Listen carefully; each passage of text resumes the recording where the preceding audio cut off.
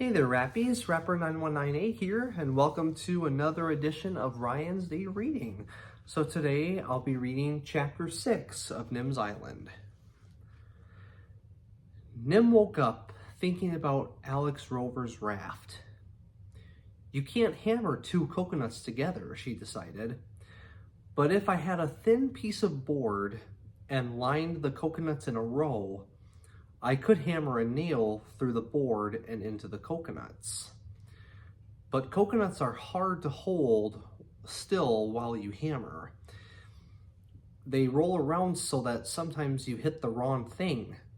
Ouch, Nim yelled, so loud and so often that Fred went to sulk in his cave in case it was his fault. After 2 hours, she had a black and blue thumb and a pile of coconut for lunch, and one unsmashed coconut. Let's go and see Chica, said Nim. Chica was resting on the damp sand, watching the tide go out. She blinked happily when she saw what her friends were carrying. Chica's favorite game was coconut soccer. That was what Nim called it, because soccer was the only ball game she had seen a picture of, and because nobody else has ever thought of a name for a game with a girl, a sea lion, a turtle, and an iguana, all trying to be the first to get a floating coconut to shore. There were no rules, except that Selkie wasn't supposed to pull Fred's tail, and Chica wasn't supposed to sit on the coconut underwater. Selkie cheated a lot. Chica didn't cheat much, but when she did, she was very good at it. So Nim threw the coconut into the water, and Fred dashed at it because he was the fastest and best at guessing where it would land. And Selkie sneaked under him and splashed the nut across the sea. Then she tried to throw Fred across the sea too, but Nim saw her and shouted, and while Selkie was trying to look innocent, Chica grabbed the coconut. She tucked it right under her strong turtle chin and didn't even notice everyone tickling and pulling, wrestling and shoving.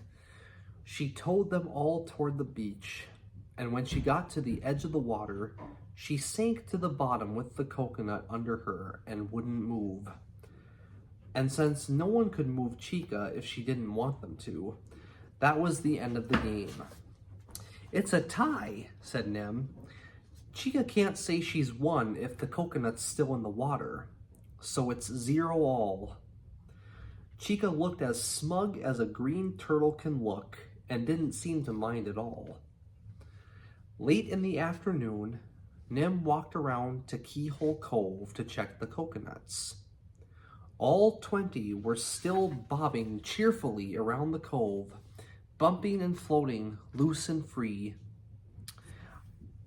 I've got it, Nim shouted to aka@incognito.net from jack.russo@explorer.net. Date Saturday, April 3rd. 18 hours, 20 minutes. Dear Alex Rover, I've been thinking about how you would make a raft. Hammering coconuts onto a board doesn't work because the shell breaks, and if it didn't break right away, I think bits of it would fall off later, and then the raft might sink. What if you put the coconuts in a sort of bag? How would you make the bag? Where are you going on your raft? From Nim. To jack.russo@explorer.net from aka@incognito.net. Saturday, April 3rd, 13 hours, 23 minutes. Dear Nim, I feel like a queen bee lazing while you buzz. A bag raft sounds perfect. Now I just need a reason for my hero to find a large sack on a deserted tropical island. Or maybe the bad guys stick him in a sack when they throw him overboard, as long as they don't tie it up too well. My hero's going to a tiny Pacific island where faster than faster than a shopper at a half-price sale. He'll set off again to rescue the lady hero. I'll be sitting at home, snug as a snail in its shell. I've attached a map I've drawn for the story. Click on the icon. With best wishes, Alex. Nim clicked. Her stomach somersaulted. She stared at the map on the wall, and the map on the screen, and the map on the wall again. Jack liked maps. He drew maps of their island, the currents around it, and the places where they'd sailed. And because their island wasn't on the big map of the world, he had drawn it on that too, nearing the crossing of two lines. The one going around the world's middle like a belt, and an up and down line curving with the shape of the earth. So that would be the equator and the international date line. This is the hero's island, Nim whispered, and that must mean Selkie, Fred, she shouted, Alex Rover's been to our island. I think, she added a little while later. It took a long time to go to sleep that night. Next morning, Nim sang her way through the weeding, the digging, and the picking. She hummed as she measured and marked her charts, and she sang so loudly that when she climbed, look out, Palm. She sang so loudly when she climbed, look out, Palm, to check for sails that a seagull dropped his fish. That's what we'll do today, said Nim, and slid down the tree. She got her fishing rod and met Fred and Selkie at Turtle Beach. Chica was grazing the seaweed just where the water started to get deep. Selkie didn't like Nim to swim out deep, but she let her dive and visit for just a minute. Fred stayed with Chica to see if she'd find an interesting sea plant he had never eaten before. Selkie chased Nim back and went out deeper to fish, and Nim climbed up the rocks where she had left her rod. The rod was bamboo, strong and springy. Jack had made it for her birthday and taught her to cast the line in a whistling arc, the best part of fishing, Nim thought. That was why she hated getting a fish first go. It was like finishing a ball game after one catch. 7 tries this time, and then a fish dancing silver on the end of her line. It was a good one to eat, the right size. Sorry, fish, said Nim, and killed it quickly. That was the part she didn't like. Selkie did, though. No matter how far away or how deep she was swimming, she always knew the instant that Nim had caught something. Wait, Nim ordered. But it was hard for Selkie to be patient when fish were being cleaned, and she was waiting for the guts and bits that Nim didn't want. When the fish was cleaned and Selkie had stopped barking for more, Nim wrapped it in leaves and built a bonfire on the beach. She dragged some fallen down branches and driftwood into a pile and used dried palm leaves for kindling.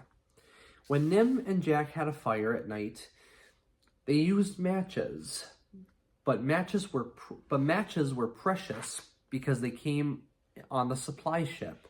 So in the daytime, they used glass and the sun's own fire.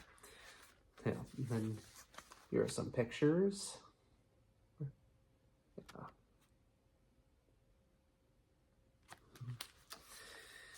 Okay. She unscrewed the lens from her spyglass. She pointed it so that the sun shone a bright beam on her kindling. A brown patch grew and glowed, and a small flame sparkled on the dry palm fronds, caught the small branches, and began to roar. Then she dropped a sweet potato into the hot coals and toasted her fish on a lawn stick. After lunch, they all lay on the edge of the beach. The tide rippled over them, and when it started to float them away, they moved farther up. Nim got a book and read with her legs in the water and the rest of her on the sand. And every few minutes, she looked up to watch for sails and wait for email time. To aka at incognito.net, from jack.russo at explore.net. Date Sunday, April 4th, 18 hours, 26 minutes. Dear Alex Rover, I have never been so excited in my whole life. At least not since Fred learned to climb on my shoulders when I whistled. Are you really the hero you have been to our island? Are you really the hero and have you been to our island? Because your map is exactly like our map, and your hero's island is exactly where our island is. Is that how you knew what Keyhole Cove looked like? And Turtle Beach? Are you going to come back? From Nim. To jack.russo at explorer.net, from aka at incognito.net. Date Sunday, April 4th, 13 hours, 29 minutes. Dear Nim, this is as crazy-wonderful as well. Well, I can't think of anything as crazy wonderful as an author making up an island and then emailing someone who lives there. I'll tell you how it happened. I made up a story about a brave hero and beautiful lady hero who sail around the world doing good things for science. To make the story exciting, I made up some bad guys who stole the boat, kidnapped the lady hero, and threw the hero overboard. But because the story needs a happy ending, I made up an island for him to land on, where he could build a raft and sail after the bad guys to rescue the lady hero. So I looked on a map and I made a dot where there was an ocean current to help drift him to the island, where the weather was warm enough for coconuts to grow, and where it seemed like a good place for a volcano to have grown into an island long ago.